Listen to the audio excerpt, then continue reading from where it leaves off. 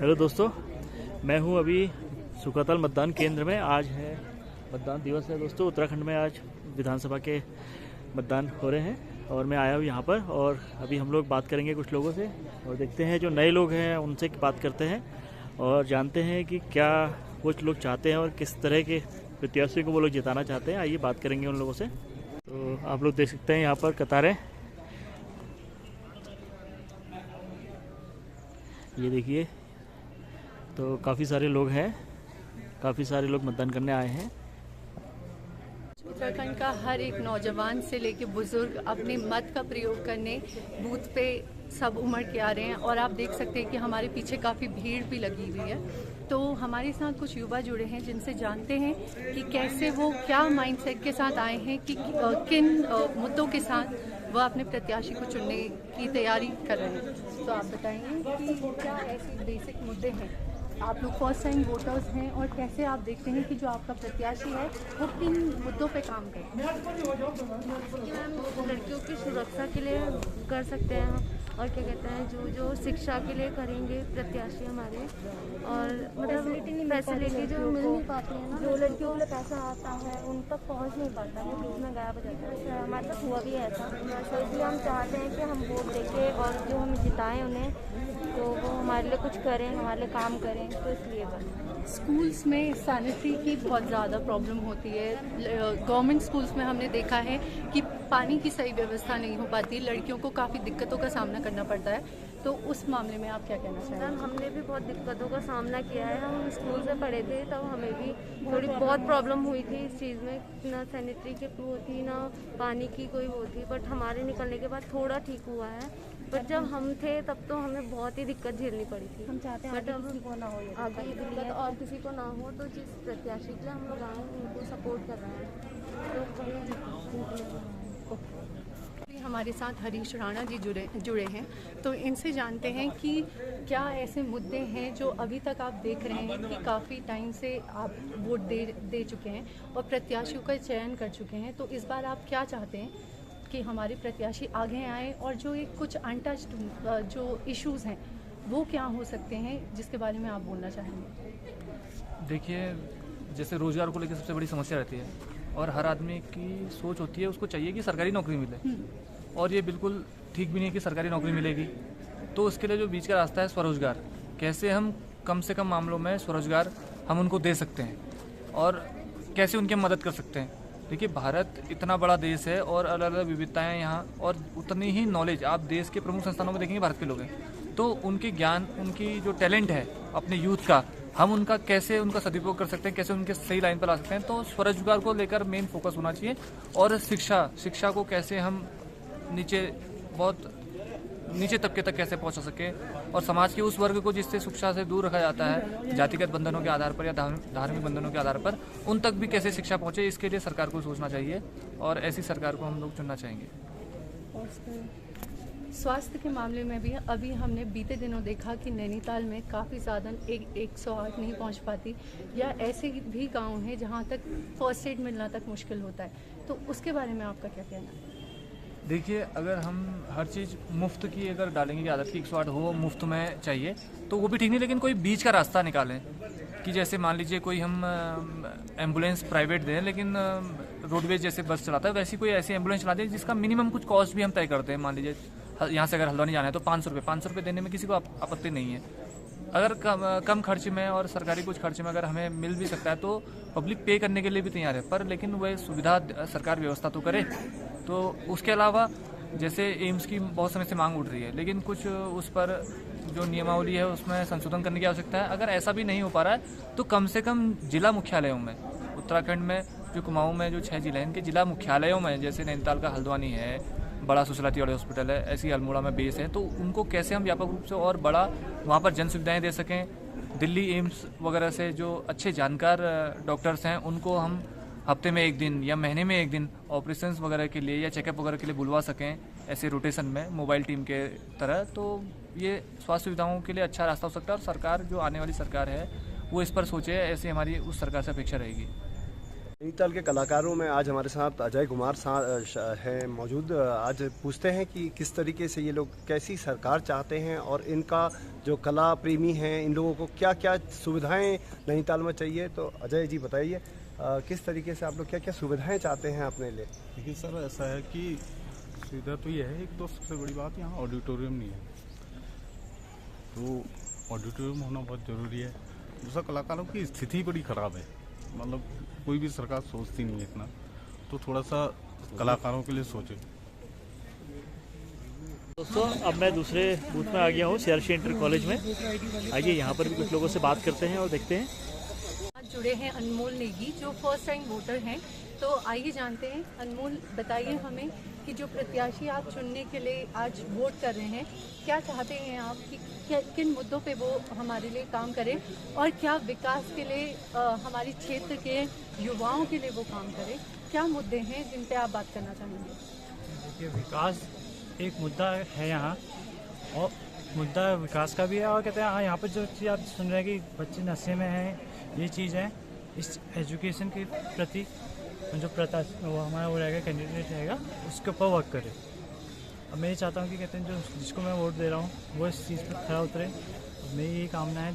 Manifesto तो सबके same ही है, लेकिन जो पर्सनली मेरे मुद्दे हैं ये इसी चीज़ के ऊपर। एजुकेशन हो गया, यहाँ पर कहते हैं जो व्यापार कहते हैं बहुत कोविड के बाद ये बहुत डाउन हो चुका है, उस चीज़ के ऊपर वर्क करे तो हो जाएगा। व्यापार के लिए और आपने बोला एजुकेशन के लिए काम करें, तो अभी भी हम यही देख रहे हैं कि स्वास्थ्य के मुद्दे कहीं ना कहीं पीछे रह जाते हैं, तो उसमें आप क्या कहना चाहेंगे? एजुकेशन जाएगी तो फिर वहाँ पर कहते हैं लोग को पता जाएगा कि स्वास्थ्य है, ये चीज़ है। पर ये प्राइमरी हमारे पास ये है कि एजुकेशन, जो आज हमारे स्कूल के बच्चे हैं वो भटक रहे हैं उसमें। और आप देख सकते हैं कि कहते हैं नशे के प्रति जा रहे हैं, स्कूल नहीं जा रहे हैं, छोटे छोटे बच्चे गुब्बारे बेच रहे हैं।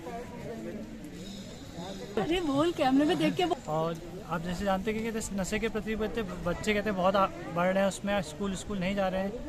जैसे यहाँ पर स्वास्थ्य प्रणाली है, यहाँ कहते हैं अगर जाते हैं इमरजेंसी केस आता है तो कहते हैं वहाँ पर कुछ नहीं है हमारे पास। अगर किसी को कुछ भी दिक्कत आती है वो सीधे इमरजेंसी केस करके हल्द्वानी रेफर हो जाता है। तो बहुत ये चीज़ें रहेंगी। कहते हैं देखते हैं कि ये कहते हैं जो हमारे कैंडिडेट है कहते हैं ये चीज़ों को ध्यान में रखते हुए वो करे काम करें। अभी हमारे साथ जुड़ चुके हैं नैनीताल से पूर्व में इलेक्शन फाइट कर चुके कैलाश चंद्र मिश्रा जी।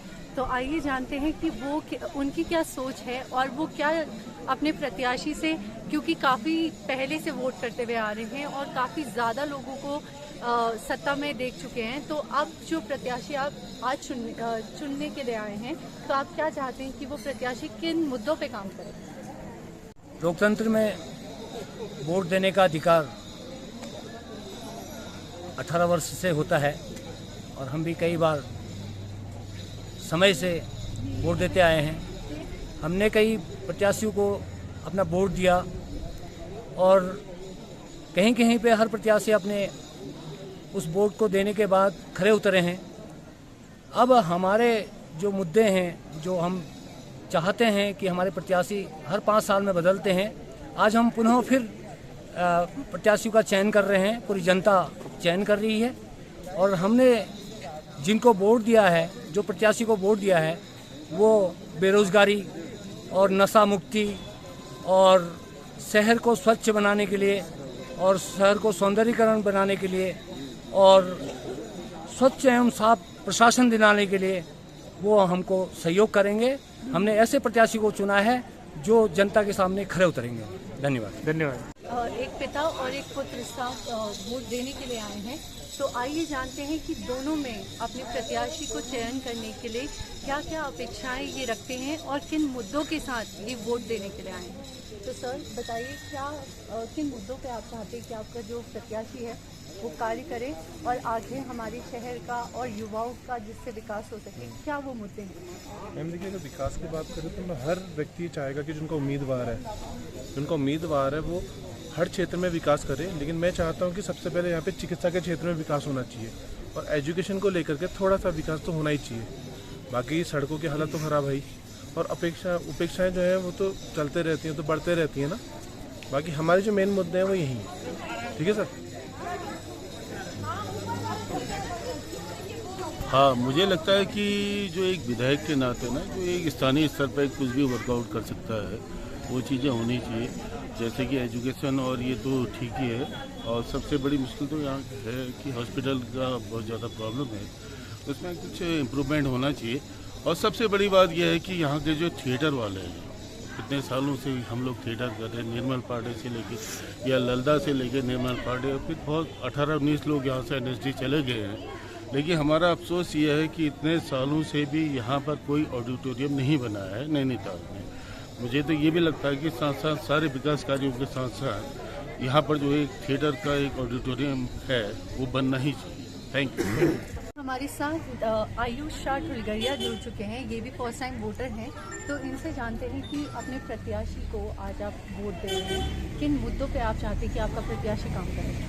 जी नमस्कार। आज पहली बार मैं विधानसभा चुनाव पे वोट देने आया हूँ, और मुद्दा मैं यही कहूँगा, मुद्दा एक नहीं है, मुद्दे कई हैं। जैसे कि आज आप देख रहे हैं पहाड़ों में बहुत ज़्यादा नशा बढ़ता जा रहा है। नैनीताल जो एक टाइम पे शिक्षा का स्तर जहाँ नैनीताल में बहुत ज़्यादा ऊंचा हुआ करता था, आज हमारे वहाँ किसी टाइम पे हमारे माता पिता बताते हैं कि यहाँ GIC GGIC में तक पढ़ने के लिए बच्चे बाहर से आया करते थे। और आज की डेट में जो है यहाँ कॉलेज की तक स्थिति जो है बहुत अच्छी नहीं है, इंफ्रास्ट्रक्चर नहीं है। हमारी यूनिवर्सिटी भी अब टूट गई है, जहाँ विधायक का मुझे लगा कि बहुत एक ख़राब रोल रहा कि हमारे विधायक ने हमारी आवाज़ नहीं उठाई, और आज हमारी जो यूनिवर्सिटी है वो नई बनी यूनिवर्सिटियों से भी छोटी हो गई है। स्मैक का यहाँ नैनीताल में नशे का बहुत ज़्यादा जो है मुद्दा प्रचंड उसमें है, और कोई इस मुद्दे को आगे नहीं लाना चाह रहा है। इसके अलावा भी कई मुद्दे हैं। विकास का मुद्दा तो हमेशा ही एक रहता है हमारी। अगर आप देखेंगे ठंडी सड़क अभी भी टूटी हुई है और उस पर कोई कुछ करने को तैयार नहीं है। आप कॉलेज रोड की तरफ जाइए तो वहाँ भी एक हिस्सा जो है धंसा हुआ है। तो विकास का तो एक मुद्दा हमेशा ही रहता है, पर इसके बियॉन्ड भी अगर हम बात करें कि मुद्दा एक नहीं है, मुद्दे कई हैं। और उस पे जो है आज तक की जितनी भी सरकारें रही हैं, तमाम 4 विधायक हो गए हैं उत्तराखंड बनने के बाद से, मैं सोचता हूँ सभी विफल रहे हैं। उत्तराखंड पे काम, नैनीताल सीट पे अगर मैं बात करूं तो काम कुछ हुआ नहीं है। और यही हम चाहते हैं कि आज हम वोट करके आए हैं, और यही मेरी और बाकी सब वोटरों की भी यही अपेक्षा है कि इन मुद्दों पे काम हो, हमारी अपेक्षाओं पे खड़े उतरे हमारे विधायक। यहाँ पे महिला एवं सखी मतदान केंद्र बनाए गए हैं, जिसमें महिलाओं को वोट के लिए प्रोत्साहित करने के लिए काफ़ी एक अच्छी पहल दिख रही है। और वहीं कुछ जो बुजुर्ग और विकलांग यहाँ आ रहे हैं मतदान करने के लिए, उनके लिए व्हीलचेयर की भी फैसिलिटी यहाँ पे प्रोवाइड की गई है, जिससे कि आप यहाँ पे आके आराम से मतदान कर सकते हैं। तो भारी से भारी संख्या में आके वोट करें और अपना प्रत्याशी चुनें। धन्यवाद। बहुत टाइम से वोट दे रहे हैं, बहुत सारे प्रत्याशी आपने देखे हैं जिनको जनता ने यहाँ का विधायक बनाया। इस बार आप अपने प्रत्याशी से क्या उम्मीद कर रहे हैं कि किन मुद्दों पे वो काम करेंगे? आप सब काम ही करेंगे जो कह रहे हैं, ऐसी बात नहीं है। जो भी बनेंगे वो सब काम करेंगे, ऐसी बात नहीं है। हाँ,